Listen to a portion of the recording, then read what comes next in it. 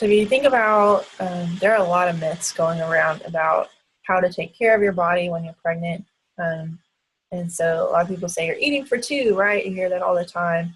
And some people tell you, oh, don't lift a thing. You just sit, just rest. You're going to hurt yourself. All of those are myths, right? So we have to be careful, but those are just misconceptions. So you're not eating for two whole adults. You're eating for a tiny baby, right? And so you really only need an extra 300 calories. That's about the size of a snack.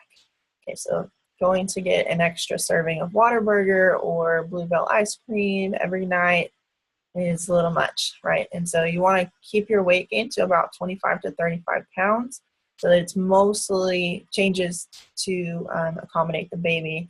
You don't want a lot of excess weight because that's putting you at risk for diabetes. You want to increase your vitamins. If you are even thinking about getting pregnant, you want to go ahead and start a folic acid supplement, and that helps with early development, especially of the baby.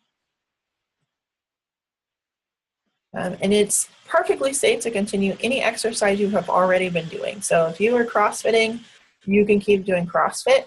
What you want to do as the baby grows is make sure that you're not doing exercises that put you at risk of colliding with your abdomen. So if it's something where you're going to be throwing weights or catching a weight ball, you want to protect the belly area. So make sure you're careful about that. And then just listen to your body, because you're going to get more fatigued. If you feel any strains, then you probably want to stop. Just pay attention to your body with that. If you were not exercising before, you can just add 30 minutes of moderate activity. So this is like going for a walk every other day or something like that. And that will be more beneficial to you and the baby while you're pregnant. It does not mean that if you haven't been exercising that you go out and try to run a marathon the next day. That can actually be dangerous. Okay, so just add a little bit to your day if you weren't exercising already. And so if you are exercising, you're taking care of your body, then you have a reduced risk of disease for you and the baby, reduced risk of complications, miscarriage, and those things.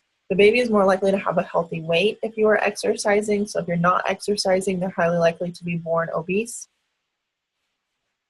which could delay motor development later. But you do want to avoid high temperatures. So if it's middle of the summer and you're 8 months pregnant, probably not going out in the middle of the day. Okay, wait till it cools down, or try to exercise in your home or gym. Don't do too much. Again, listen to your body. You don't want to overdo it, strain yourself or the baby while you're exercising. Avoid exercise while supine, because that puts pressure on your heart and your organs. Again, you don't want anything to impact your abdominal area. So if you have, probably avoiding, not going to go play football during this time or throw weight balls at yourself.